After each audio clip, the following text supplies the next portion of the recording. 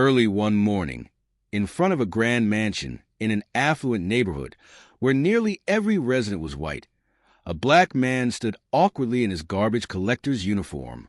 His name was Ethan, a 32-year-old hard-working man who had seen his fair share of struggles.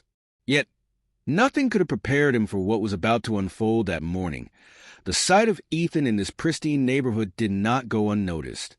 Whispers rippled through the community like wildfire. Residents peered through their windows, murmuring amongst themselves, "What's that black trash doing here?" One woman sneered, "He looks suspicious." "I bet he's up to no good," another man muttered, his voice laced with suspicion. "Someone should call the cops before something happens." Ethan, unaware of the storm of prejudice brewing around him, simply stood there waiting. But before he could process the weight of their stares, something unexpected happened. From one of the grand mansions, a little white girl, no older than 10, emerged. She wore an elegant princess dress, her golden curls bouncing as she confidently made her way toward him. Ethan stiffened. Unsure of what to expect, the girl stopped in front of him, her small hand reaching out. Her eyes held an unsettling knowingness, her voice soft but unwavering. "I know what you're looking for," she said. "Come with me and I'll show you." Ethan hesitated, his instincts screaming at him to be cautious. But something in her demeanor made him follow her. "What's your name?" he asked, trying to make sense of the situation. "Ruby," she replied. "I live here." Before they could take another step, the peaceful morning shattered as a tall, broad-shouldered white man stormed out of the mansion, his face red with fury. His deep voice boomed through the air. "Let go of my daughter. What are you trying to do to her?" Ethan instinctively released Ruby's hand, his own palms lifting in surrender.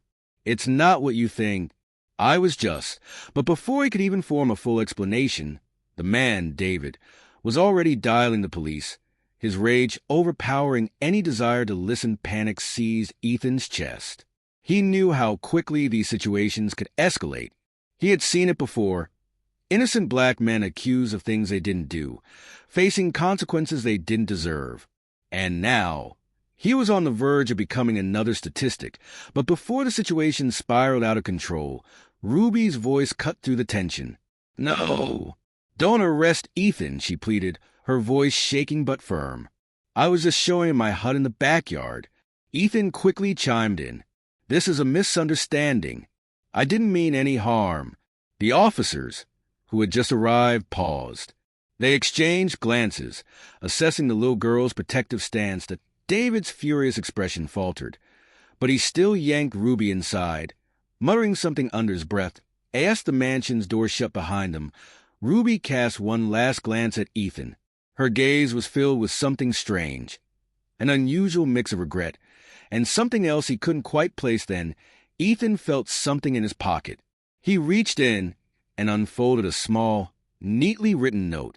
"If you're looking for your wife, contact me. Follow the instructions to enter the mansion." Ethan's heart pounded because the truth was, he was looking for his wife. The vanishing of Eliana, his wife, his love, his everything. She was 30, a kind-hearted woman who had been with Ethan since they were childhood sweethearts. Despite their modest means, they faced life's hardships together.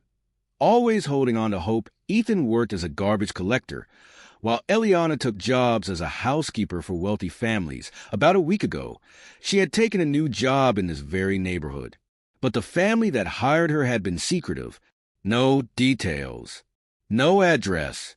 Nothing. Then she disappeared. She didn't come home. She didn't answer her phone. It was as if she had vanished without a trace. Desperation had driven Ethan to search the neighborhood daily, hoping to see a glimpse of her, or something that would lead him to her. He even reported her disappearance to the police, but they barely paid attention. Another missing black woman? They didn't care. S.O. He searched alone. Until now, but this note, this small cryptic message, felt like a lifeline. That evening, Ethan clutched the paper, his pulse racing as he followed Ruby's instructions. Step by step, he quietly made his way into the massive mansion inside. The house was eerily silent. But then his breath caught in his throat. The dining room was grand, bathed in the soft glow of candlelight. The long table was adorned with crimson roses and lavish dishes, as if prepared for a romantic evening. What was this place? A trap. Before he could turn back, a familiar voice rang out. "Ethan, you made it." He turned, and there was Ruby, but something was off. She looked different. Her once childlike features now seemed strangely mature. Her makeup was heavier, her elegant dress accentuating a softness that didn't belong to a 10-year-old. "What do you think of me?" she asked, smiling. Ethan hesitated.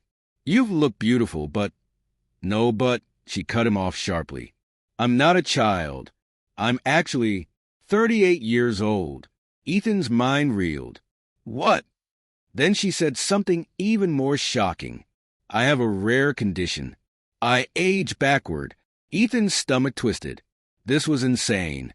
"But Ruby, no."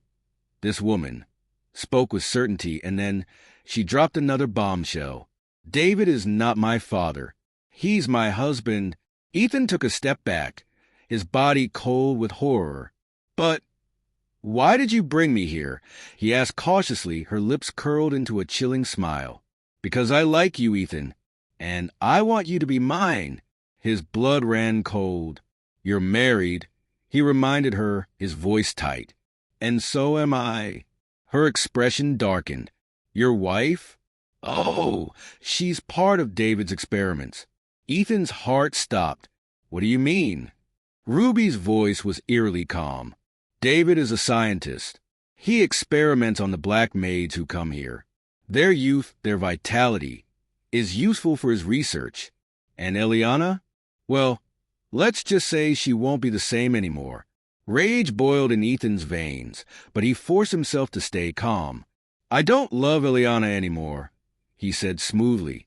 "But before I leave with you, let me see her one last time." Ruby beamed. Completely taken in by his act moments later, she led him to a hidden lab, where the truth was more horrifying than he could have ever imagined. Rows of unconscious black women lay strapped to metal tables, their skin aged and drained of life. And among them, Eliana barely breathing. Ethan's entire world shattered, but he had a plan. And that was the moment Ethan decided to fight back. Continued